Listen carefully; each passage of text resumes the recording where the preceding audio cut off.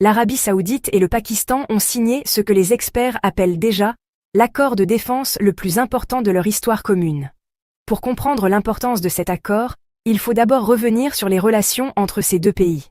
L'Arabie saoudite et le Pakistan entretiennent des liens privilégiés depuis des décennies, et ce pour plusieurs raisons fondamentales. Premièrement, le facteur religieux.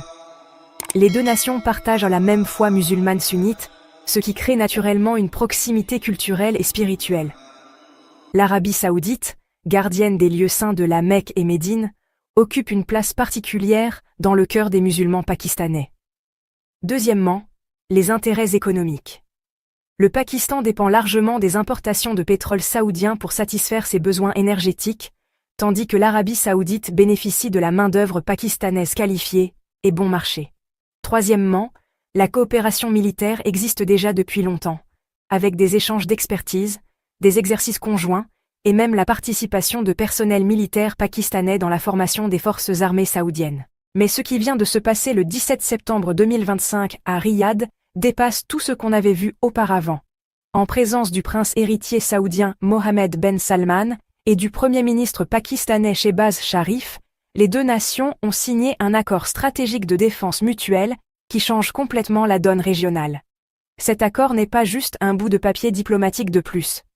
C'est un engagement formel et juridiquement contraignant qui stipule que les deux pays se défendront mutuellement en cas d'attaque extérieure. Mais le plus fascinant, et probablement le plus inquiétant pour certains, c'est la dimension nucléaire de cet accord. Le Pakistan est, comme vous le savez, une puissance nucléaire depuis 1998. Avec cet accord, l'Arabie saoudite se place officiellement sous ce qu'on appelle le parapluie nucléaire pakistanais. Concrètement, cela signifie que toute attaque contre l'Arabie saoudite pourrait théoriquement déclencher une réponse nucléaire pakistanaise. C'est du jamais vu dans la région. Imaginez les implications.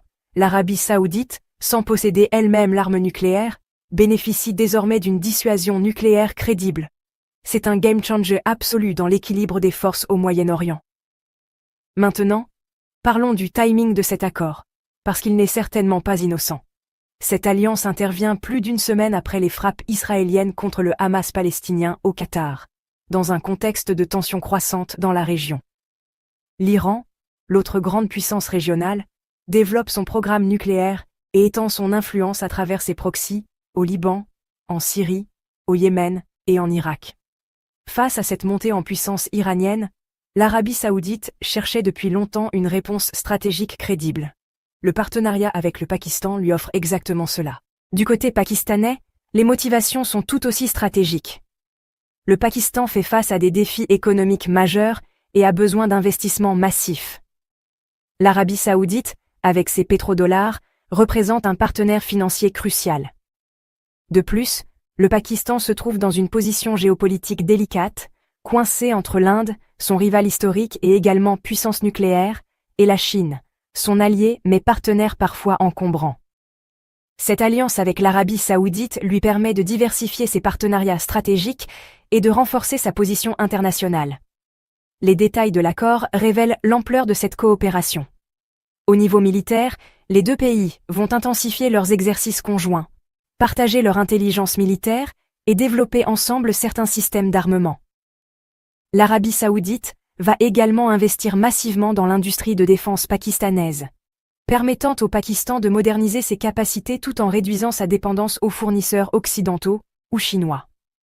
Au niveau économique, l'accord prévoit des investissements saoudiens dans les secteurs énergétiques, miniers et technologiques pakistanais, estimés à plusieurs dizaines de milliards de dollars sur les 10 prochaines années. Mais cette alliance soulève aussi de nombreuses questions et inquiétudes. Première préoccupation, la prolifération nucléaire. Bien que l'accord ne prévoie pas de transfert de technologie nucléaire, l'extension du parapluie nucléaire pakistanais pourrait encourager d'autres pays de la région à chercher leurs propres garanties nucléaires. L'Égypte, la Turquie, ou même les Émirats arabes unis pourraient être tentés de développer leur propre programme ou de chercher des alliances similaires. Deuxième inquiétude, l'impact sur les relations avec l'Iran. Cette alliance pourrait rétablir l'équilibre dans la région, et Téhéran ne va certainement pas rester les bras croisés. On peut s'attendre à une escalade des tensions, avec peut-être une accélération du programme nucléaire iranien en réponse.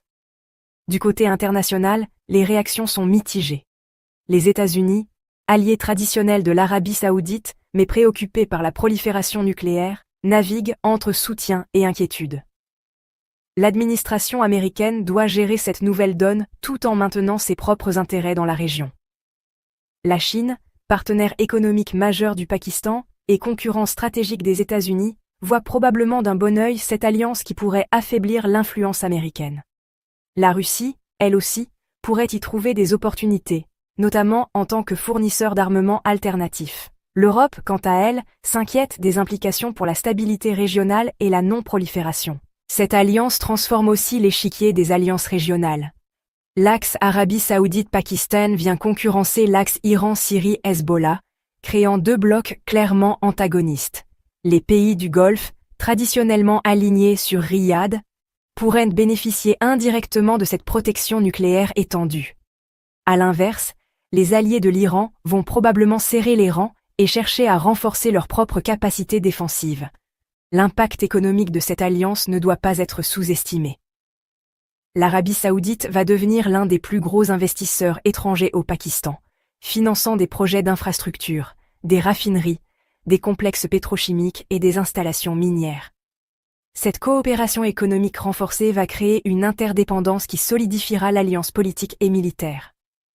Pour l'Arabie saoudite, ces investissements s'inscrivent dans sa stratégie Vision 2030 de diversification économique et de projection d'influence. Pour le Pakistan, c'est une bouffée d'oxygène économique vitale. Sur le plan militaire, l'accord prévoit la création d'une force de réaction rapide conjointe, basée alternativement dans les deux pays. Cette force sera équipée des dernières technologies militaires et sera capable d'intervenir rapidement en cas de crise.